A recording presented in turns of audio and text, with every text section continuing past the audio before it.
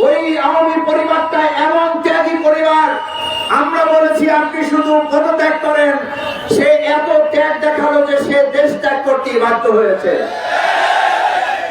এবং সে এতটা ত্যাগ স্বীকার করেছে যে সে তার সাথে তার দলের সাধারণ সম্পাদক, তার দলের কর্মী, তার দলের কোন পরিবারের সদস্য, তাদেরকে না নিয়ে সে শুধু 14টা সুটকেস নিয়ে হেলিকপ্টার উঠেছিল। তার প্রমাণ হচ্ছে এই যে তার কাছে দেশের জনগণ এবং দলের কর্মীরা গুরুত্বপূর্ণ নয়, গুরুত্বপূর্ণ ছিল তার কাছে 14টা সুটকেস। তার জন্য সে রাজনীতি করেছিল, জনগণের জন্য সে রাজনীতি করে না। সংগ্রামী ফুলতলাবাসী, জনগণের জন্য যারা রাজনীতি করে, মাওলানা মতিউর রহমান নিজামীকে ফাঁসি দেওয়া হয়েছে, পরিবার থেকে বিচ্ছিন্ন করা যায় নাই, দলের নেতা কর্মী থেকে বিচ্ছিন্ন করা যায় নাই, দেশের জনগণ থেকে বিচ্ছিন্ন করা যায় নাই। আমরা ফাঁসির রশি গলায় নিয়েছি, আমরা জনগণ থেকে বিচ্ছিন্ন হয়ে কোন পদত্যাগ কিংবা দেশ ত্যাগ আমাদের করতে হয় নাই। বাংলাদেশ জামায়াত ইসলামী নির্বাহী পরিষদের সদস্য উনি দেশের বাইরে ছিলেন, দেশে আসলে ওনাকে গ্রেপ্তার করা হতে পারে, দেশে আসলে ওনাকে ফাঁসির মঞ্চে ঝোলানোর ষড়যন্ত্র করা হতে পারে। এটা জানার পরেও তিনি তার প্রিয় মাতৃভূমি বাংলাদেশে এসেছেন, ফাঁসির রশি গলায় নিয়েছেন। আদি বর্তমান আওয়ামী ফ্যাসিবাদের কাছে আমাদের কোন নেতা দূরের কথা, কোন একজন কর্মী আত্মসমর্পণ করে না। সম্মানিত ভাই এবং বন্ধুগণ, বাংলাদেশ জামায়াত ইসলামী আমাদের এই প্রিয় মাতৃভূমি বাংলাদেশ বিনির্মাণের জন্য একটি উন্নত, আধুনিক, সৎ, দক্ষ, যোগ্য মানুষের মাধ্যমে মানবিক রাষ্ট্র হিসাবে এটিকে প্রতিষ্ঠিত করার জন্য দেশ স্বাধীনের পর থেকে আমরা আমাদের সর্বোচ্চটুকু চেষ্টা দিয়ে প্রাণান্তকর প্রচেষ্টা আমরা চলমান রেখেছি। তার ধারাবাহিকতায় আগামী ত্রয়োদশ জাতীয় সংসদ নির্বাচনের মাধ্যমে আমরা আশা করি বিগত 15 বছর যারা আমাদেরকে ভোট থেকে দূরে রেখেছিল, যারা আমি এবং দিনের ভোট রাতের মাধ্যমে সম্পন্ন করে জনগণকে ভোট থেকে বঞ্চিত করেছিল, সেই ফ্যাসিবাদ আওয়ামী লীগকে বিতাড়িত করার পর একটি অবাধ, সুষ্ঠু, নিরপেক্ষ, অংশগ্রহণমূলক নির্বাচনের মাধ্যমে উই ওয়ান্ট জাস্টিস, ন্যায় বিচারের সরকার প্রতিষ্ঠার জন্য দেশের জনগণ বাংলাদেশ জামায়াত ইসলামীর নেতৃত্বে একটি মানবিক রাষ্ট্র নির্মাণের জন্য তারা সিদ্ধান্ত গ্রহণ করবে। সম্মানিত ভাই এবং বন্ধুগণ, 53 বছর দেশ স্বাধীন হয়ে 54 বছরে আমরা এখন পথ চলছি।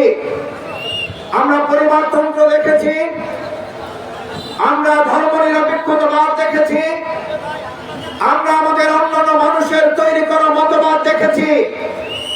আমরা সেখানে লক্ষ্য করেছি 2024-এর জুলাই আগস্টের গণঅভ্যুত্থানে আমরা যখন একটা সরকারের পদত্যাগ দাবি করেছিলাম, কিন্তু অত্যন্ত দুর্ভাগ্যের সাথেই জনগণ লক্ষ্য করেছে ওই আওয়ামী পরিবারটা এমন ত্যাগী পরিবার, আমরা বলেছি আপনি শুধু পদত্যাগ করেন, সে এত ত্যাগ দেখালো যে সে দেশ ত্যাগ করতে বাধ্য হয়েছে এবং সে এতটা ত্যাগ স্বীকার করেছে যে সে তার সাথে তার দলের সাধারণ সম্পাদক, তার দলের কর্মী, তার দলের কোন পরিবারের সদস্য, তাদেরকে না নিয়ে সে শুধু 14টা সুটকেস নিয়ে হেলিকপ্টার উঠেছিল। তার প্রমাণ হচ্ছে এই যে তার কাছে দেশের জনগণ এবং দলের কর্মীরা গুরুত্বপূর্ণ নয়, গুরুত্বপূর্ণ ছিল তার কাছে 14টা সুটকেস। তার জন্য সে রাজনীতি করেছিল, জনগণের জন্য সে রাজনীতি করে না। সংগ্রামী ফুলতলাবাসী, জনগণের জন্য যারা রাজনীতি করে, মাওলানা মতিউর রহমান নিজামীকে ফাঁসি দেওয়া হয়েছে, পরিবার থেকে বিচ্ছিন্ন করা যায় নাই, দলের নেতা কর্মী থেকে বিচ্ছিন্ন করা যায় নাই, দেশের জনগণ থেকে বিচ্ছিন্ন করা যায় নাই। আমরা ফাঁসির রশি গলায় নিয়েছি, আমরা জনগণ থেকে বিচ্ছিন্ন হয়ে কোন পদত্যাগ কিংবা দেশ ত্যাগ আমাদের করতে হয় নাই। বাংলাদেশ জামায়াত ইসলামী নির্বাহী পরিষদের সদস্য উনি দেশের বাইরে ছিলেন। দেশে আসলে ওনাকে গ্রেপ্তার করা হতে পারে, দেশে আসলে ওনাকে ফাঁসির মঞ্চে ঝোলানোর ষড়যন্ত্র করা হতে পারে। এটা জানার পরেও তিনি তার প্রিয় মাতৃভূমি বাংলাদেশে এসেছেন, ফাঁসির রশি গলায় নিয়েছেন। আজই বর্তমান আওয়ামী ফ্যাসিবাদের কাছে আমাদের কোন নেতা তো দূরের কথা, কোন একজন কর্মী আত্মসমর্পণ করে না। এটা শুধুমাত্র ইসলাম এবং ইসলামী আন্দোলনের ইতিহাসের মাধ্যমে সম্ভব।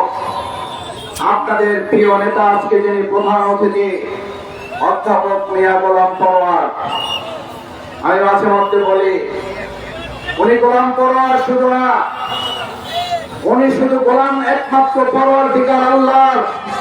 উনি পরোয়ারের গোলাম, উনি ফাঁসির রশির গোলাম না, উনি পরোয়ারের গোলাম, উনি অস্ত্রের গোলাম না, উনি পরোয়ারের গোলাম, উনি চাঁদাবাজের গোলাম না, সন্ত্রাসের গোলাম না।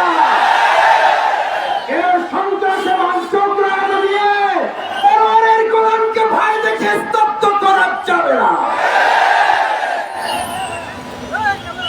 আমরা শুনি কেউ কেউ টাকার গরম দেখান, আমরা শুনি কেউ কেউ অবৈধ অস্ত্র বেশি শক্তির গরম দেখান। পরিষ্কার বক্তব্য, বাংলাদেশের মানুষ অবৈধ অস্ত্র, সন্ত্রাস, ফ্যাসিবাদ এবং জুলুম নির্যাতনের বিরুদ্ধে আবু সাইদ ভক্তরা গুলির সামনে বুক পেতে দিয়ে বলেছিল, এই বুকের ভিতর তুমুল ঝড়, যত পারো গুলি কর, গুলি করাই যুব ছাত্র সমাজকে আগামী দিনের কোন গুলি, সন্ত্রাস, অবৈধ কারো টাকার ভয় দেখে আমাদের কাছ থেকে আর কোন বিজয় ছিনিয়ে যাবে না, যাবে না, যাবে না।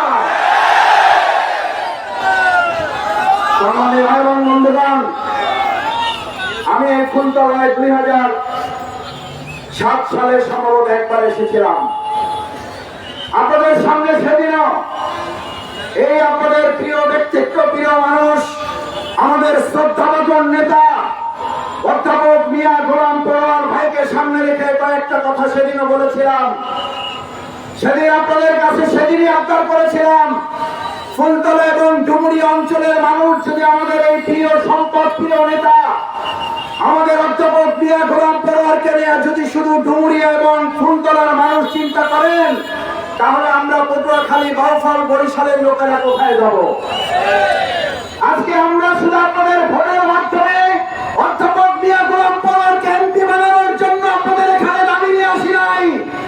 আমরা দাবি নিয়ে এসেছি আপনারা এমন ভোটের মাধ্যমে বিপুলভাবে বিজয়ী করবেন, যাতে তিনি সংসদে গিয়ে গোটা বাংলাদেশের হয়ে কাজ করার সুযোগ আল্লাহ তাকে দান করেন।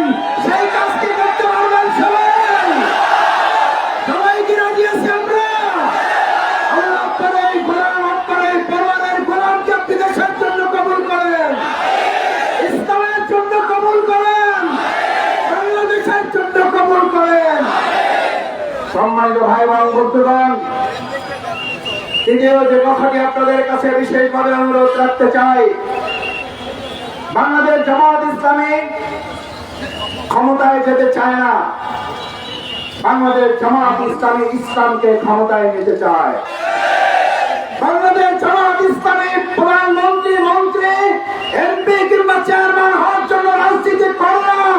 আমরা রাজনীতি করে দেশের মানুষের সেবায় নিয়োজিত করে একজন খাদেম এবং সেবক হিসেবে নিজেকে নিয়োজিত করার জন্য। সেই জন্য কেউ কেউ যখন আমাদেরকে বলেন বাংলাদেশ জামায়াত ইসলামীকে আর মাথায় উঠতে দেওয়া যাবে না, আমরা বলি আপনি আমাদের উপকারী করেছেন, আপনি উপকারী করেছেন। আপনার এই বক্তব্যের মাধ্যমে আপনার দলের কিছু লোকেরা আমার মন বলে আমাদেরকে ভোট দেওয়ার সিদ্ধান্ত গ্রহণ করে ফেলেছে। কারণ আপনি আমাদেরকে মাথায় উঠতে না দিয়ে আমাদেরকে অনেক ভালো পরামর্শ দিয়েছেন, আর প্রমাণ হয়েছে আপনারা আমাদেরকে মাথা থেকে নামায় আপনারা জনগণের চাচ্ছে। মাথায় ওঠা কাঁঠাল ভাঙার রাজনীতি বাংলাদেশে 2024-এর 16 আগস্টের গণঅভ্যুত্থানে কবররচনা হয়েছে। বাংলাদেশ জামাত ইসলামী জনগণের মাথায় উঠবে না। 2025 সালের পর 26-এ যে নির্বাচন হবে, বাংলাদেশ জামাত ইসলামী জনগণকে মাথায় করে নিয়ে ইসলামকে আমরা ক্ষমতায় তুলে দেব।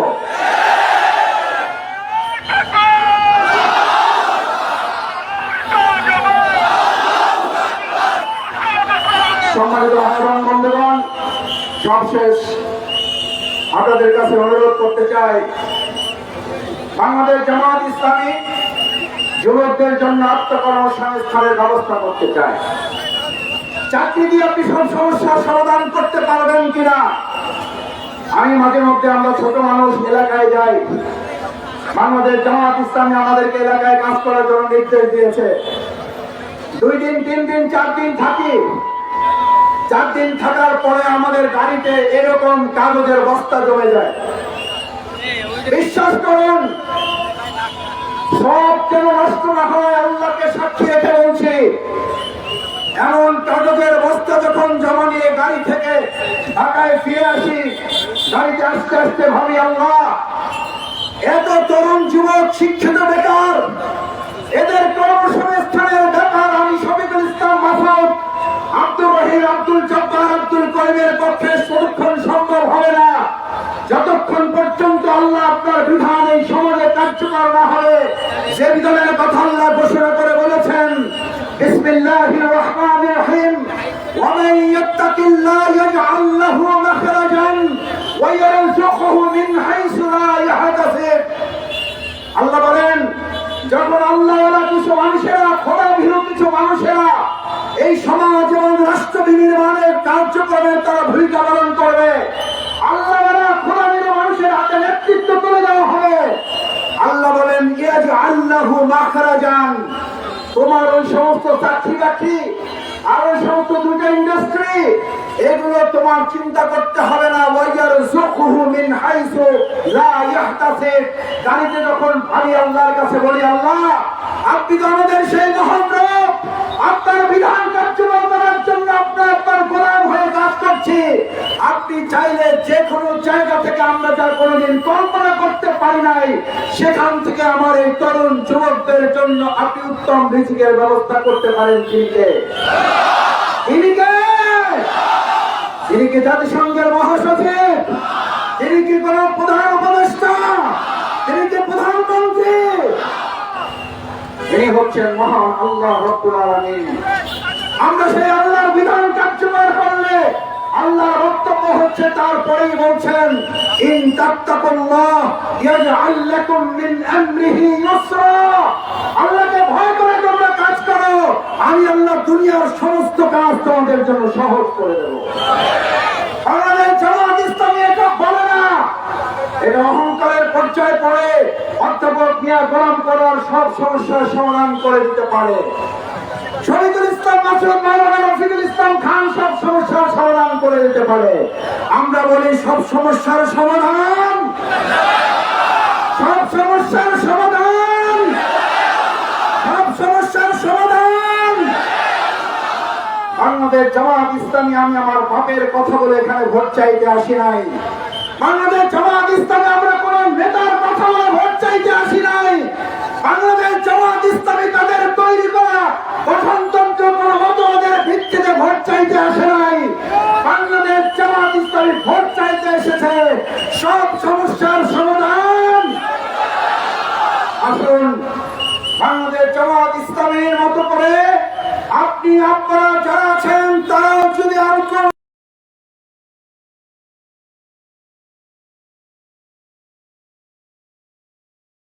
ভিত্তিতে কান থেকে কথা বলে,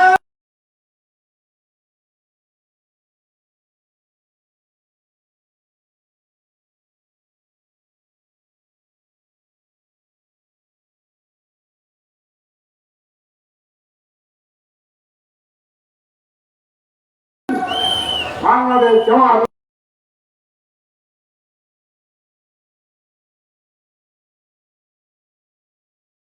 ইসলামী আত্মার সাথে কাঁধে কাঁধ মিলিয়ে কাজ করতে আমরা কি প্রস্তুত আছি না নাই?